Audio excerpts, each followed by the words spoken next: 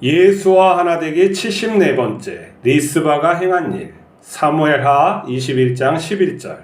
이에 아이야의 딸 사울의 첩 리스바가 행한 일이 다윗에게 알려지매 다윗 왕 때 나라에 3년 가뭄이 있었습니다. 다윗은 그 이유를 하나님께 여쭈었고 하나님은 다윗에게 사울 왕이 억울하게 죽인 기브온 사람들을 말씀했습니다.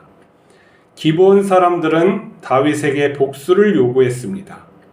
다윗은 기브온 사람들의 요구대로 사울 왕의 자식 7명을 나무에 목매달아 죽이게 합니다.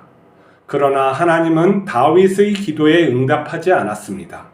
다윗이 이를 잘못 처리한 것입니다. 죽은 소년 중에는 사울 왕의 첩 리스바의 두 아들이 있었습니다. 리스바는 죽은 아들들의 시체를 요구했습니다. 그러나 기브온 사람들은 그녀에게 시체를 내어주지 않았습니다. 리스바는 나무에 달린 두 아들들을 떠나지 못합니다. 어머니는 나무에 달려 몸이 썩어가는 아들들 옆에서 비를 맞으며 반년가량 통곡합니다. 온 이스라엘이 리스바의 애달픈 자식 사랑을 듣게 됩니다. 다윗은 그때 깨달은 바가 있어 사울 왕의 시체와 목매달아 죽인 자식들의 시체까지 장례해 줍니다. 마침내 죽은 아들들이 어머니 품에 돌아갑니다. 성경은 그때야 하나님께서 기도에 응답하셨다고 합니다. 리스바의 이야기는 예수님의 십자가 구원을 예표합니다. 예수님은 벌거벗기는 수치를 당하시고 몸이 찢겨 나무에 달려 죽었습니다. 하나님 아버지는 죄인을 구원하시기 위해서 아들이 피 흘리며 죽는 고통을 보셨습니다. 심판받아야 할 죄인을 구원하시기 위해서 아들의 피로 용서하신 것입니다. 죄인에게 아들의 생명을 주신 것입니다. 예수님의 십자가 죽음은 죄인을 자기 생명으로 살리시는 창조주 하나님의 사랑입니다. 그 사랑이 우리 안에 영원한 생명이 되었습니다. 하나님께서는 출애굽한 백성에게 모세를 통해서 제사를 가르쳐 주십니다. 그 제사는 속죄의 제사가 기본인 것이죠. 사람이 죄를 지으면 하나님 앞에 나와서 죄를 회개하는데 거기에는 반드시 짐승의 피가 따르는 거예요. 뭐냐면 생명은 생명으로 바꿀 수밖에 없는 것이죠. 곧 여기에서 죄라는 것은 무엇이냐면은 죽음이라는 의미예요. 죄를 지면은 사람은 죽어야 되는 거예요. 죄라는 것은 우리를 갖다가 죽게 만드는 원인인 것이죠. 그러나 타락한 인간은 죄를 짓지 않을 수가 없어요. 그렇기 때문에 하나님께서는 죄를 갖다가 지을 때 짐승을 갖다가 번제 그렇게 태워서 죽이는 것을 했어요. 근데 이 죄를 갖다가 용서받기 위해서는 짐승을 갖다가 제사장이 가져오는데 그 짐승을 누가 잡느냐? 제사장이 잡을까요? 아니에요. 죄 지은 사람이 그 짐승을 갖다가 잡아야 돼요. 죽여야 된단 말이죠. 처음에 자기 죄를 갖다 그 짐승에게 전가하고 그 생명을 내가 끊어야 돼요. 그 다음에 제사장들이 나머지 일은 하는 거예요.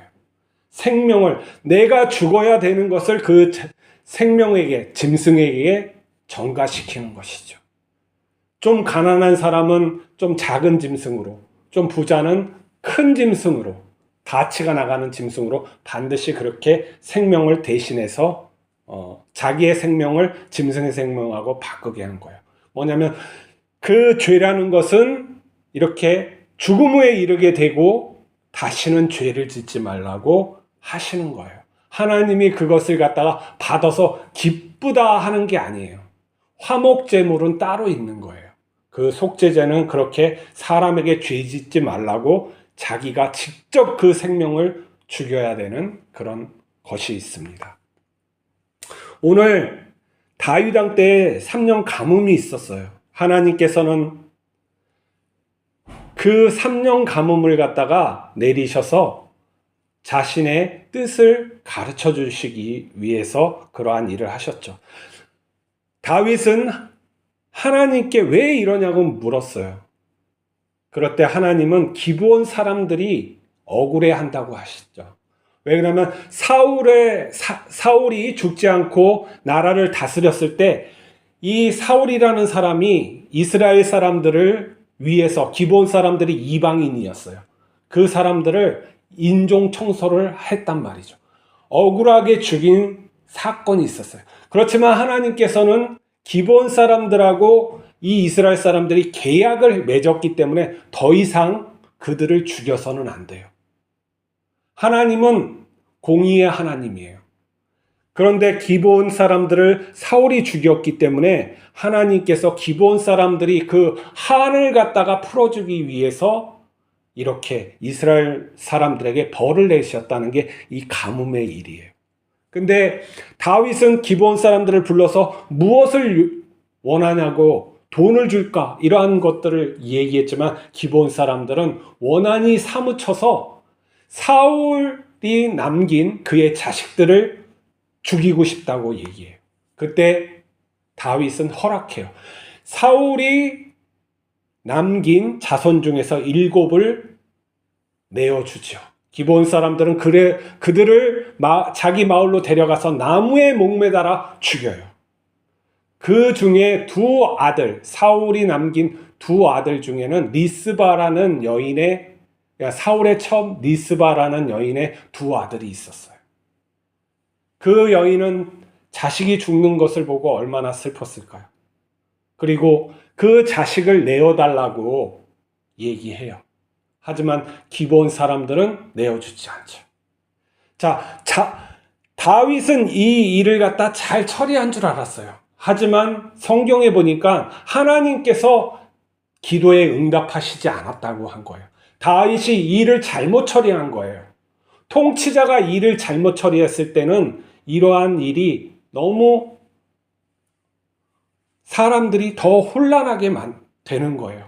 하나님께서 통치자를 세웠을 때는 올바로 이 나라를 다스리라고 한 거예요. 그래서 왕이 되지 말라고 했는데 사람이 그 왕을 세우면서 더 문제가 일어나는 것이죠. 하지만 리스바는 이 자식을 내어주지 않자 그 곳을 떠나지 않고 바위 위에서 자식을 보며 통곡하는 거예요. 근데 이게 하루 이틀이 아니라 6개월가량 우기가 지나는, 비가 내리는, 자식들의 시체가 썩고 짐승들의 밥이 되는 것을 보면서 통곡을 하는 거예요.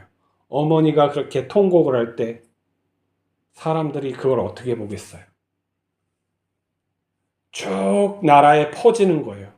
그러면서 웅성웅성 되는 거죠. 우리가 무엇을 하고 어떻게 잘못했는지. 기브온 사람들도 뭔가 잘못됐다는 걸 알았을 거예요. 그때 다윗이 깨달은 바가 있어 죽은 왕 사울과 요나단 그리고 이 7명의 자식들을 갖다가 장례를 해주고 무덤에서 이제 그 가족이 무덤에 묻힐 수 있게 해준단 말이에요. 기브온 사람들도 그 일을 하는 거에 반대하지 않아요. 그것은 무엇이냐면 이 리스바가 자식을 위해서 그렇게 애달프게 울 때 그 사랑이 그 사람들의 마음을 녹이기 시작한 거예요. 온 나라에 분열됐던 사울의 이런 40년간 사울왕이 다스렸으니까 얼마나 이 세력이 많겠어요. 다윗은 새로 통치한 왕이고 얼마나 알력이 있고 분열되어 있겠어요. 근데 리스바의 그 일로 이 분열됐던 나라가 하나 되는 거예요. 그게 무엇이냐? 용서라는 것이죠. 하나님의 사랑 앞에 우리가 용서를 해야 된다는 것을 하나님께서 깨우치는 거예요. 어머니의 희생이 있었기 때문에 그런 것이죠. 희생이 없는 곳에 이런 화합은 있을 수가 없는 거예요. 하나님께서는 그때 응답하셨다고 하는 거예요. 그때 생명의 비를 이스라엘 전역에 내리셨다는 것이죠. 이처럼 예수 그리스도의 십자가 죽음은 우리를 살리시는 거예요. 예수님께서 모욕을 당하시고 발가벗겨져서 십자가에 매달려 죽었어요. 근데 이 죽음은 예수님의 잘못이 아니에요. 하나님 아버지께서는 그 아들 독생자가 죽는 것을 보고 계셨죠. 왜? 사람을 구원해야 되니까. 예수님께서는 이 길을 안 갔으면 좋겠는데 하나님 아버지께서 인도하셨기 때문에 갈 수밖에 없었어요. 공의의 하나님은 이 길을 안 가면은 사람을 구원할 수 없기 때문에 가게 하시는 것이죠. 그건 다른 말로 뭐예요? 인간을 구원하시기 위해서, 그 죄 가운데 죽어 있는 인간을 구원하시기 위해서 자기 아들을 자기가 직접 죽이는 듯한 그러한 것을 통해서 우리를 구원해 주셨다는 거예요. 자기 아들을 죽음에 내어주었다. 그 죽음도 가장 비참한 죽음, 발가벗겨져서 나무에 달린 죽음, 그게 가장 저주스러운 죽음이었다는 거예요. 고대서부터. 근데 하나님께서는 그 일을 행하신 거예요. 리스바의 이 사건, 다윗 때의 이 사건은 그래서 예수님의 구원을 예표한다고 할 수가 있어요. 이러한 구원의 사건은 계속 창세기부터 우리에게 주어지는 거예요.